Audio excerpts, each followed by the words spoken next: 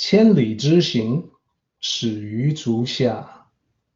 A journey of 1,000 miles begins beneath the feet. We now gather in the Tao to travel the journey together.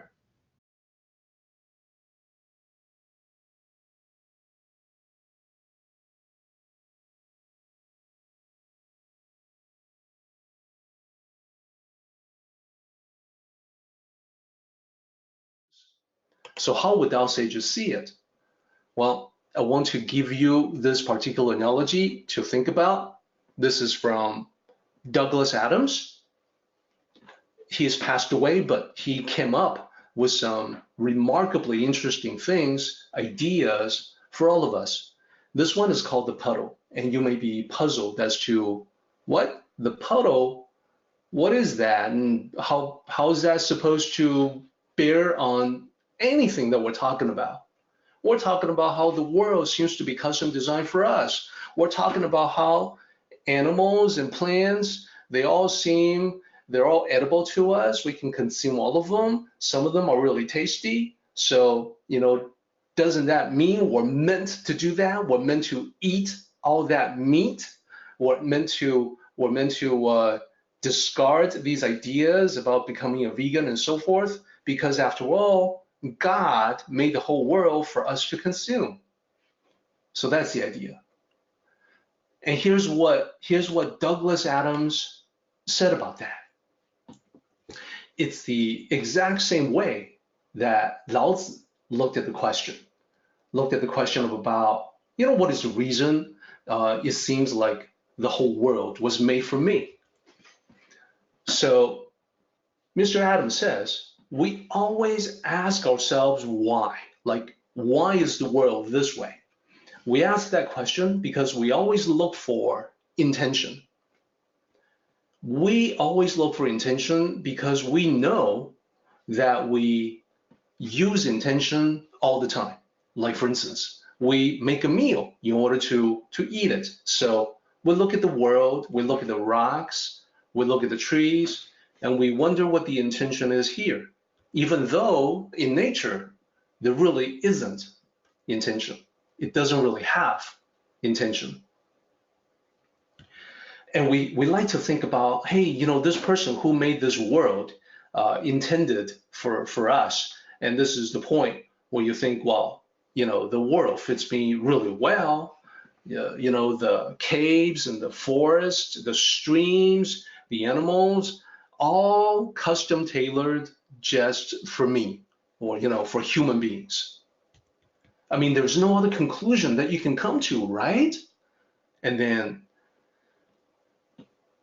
Douglas Adams continues. You see, it's sort of like a puddle that is sentient, a puddle like this one that you see here, waking up one morning and thinks, well, this hole that I find myself in, this is a very interesting world. Interesting hole. It fits me rather neatly, doesn't it? See, I know me as a puddle, I know I'm about this big, and the hole is exactly the same size. It fits me staggeringly well. So neatly, so precise. It must have been made to have me in it. The hole must be made for me. So when you look at it like that, you can see the point. The hole, certainly we know, was not specifically designed. It was not made for the puddle. The puddle came around as water and filled the hole. Whatever the shape the puddle became was in response to the shape of the hole, not the other way around. So the puddle is pretty convinced that the hole was made for it, but that's the illusion. The reality is flowing water that filled the hole. So you can say that the puddle evolved to fill it precisely.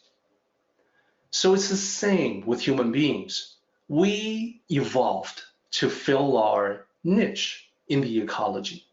Over time, we flowed into it, so to speak, And we did so very well that we begin to think the niche was created with us in mind.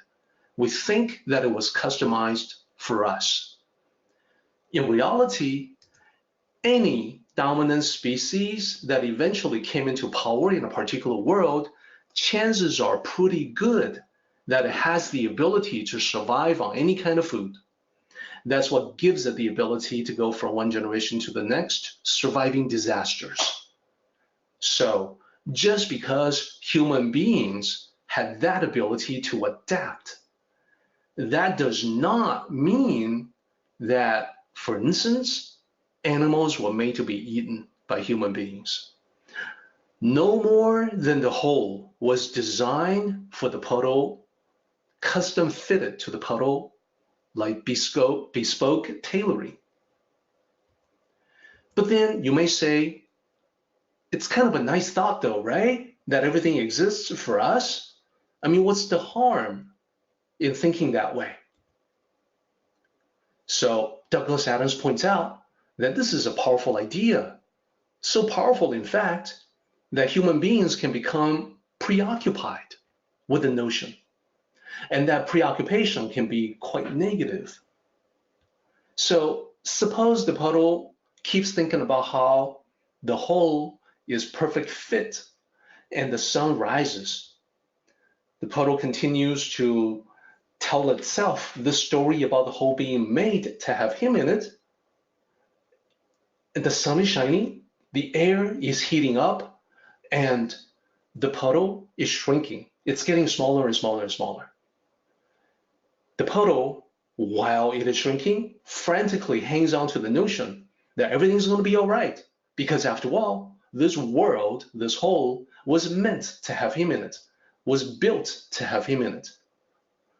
So the moment he completely evaporates and disappears, catches him rather by surprise. How does this apply to us? Well, if we think the world is here for us, if we cling to this rather dogmatic notion, we will continue to do damage and destruction to the world the same way that we have been destroying it. All along, smug and satisfied that we have dominion over everything in the world, all the plants, all the animals, everything. So the Tao perspective is different from the suggestion of the anthropic principle that the universe was carefully crafted, customized, and perfected for human beings. Remember, the Tao is all about nature, all about natural processes. The universe is the way it is because it came about naturally. That's the Tao. And when you look at it that way, you realize that far from being a comfortable environment for us, in reality, most of nature is hostile to our continuous existence. For most of the universe, which is empty space, we have no ability to survive in it without some kind of help. We can only survive in a tiny speck called Earth.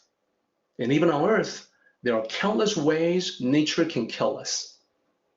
If the predators don't get us, volcanic eruption, earthquakes, thunderstorms, tsunami, some of those may get us.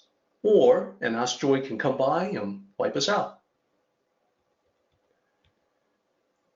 So the world, the universe, not exactly custom-made for our comfort, can be quite a dangerous place.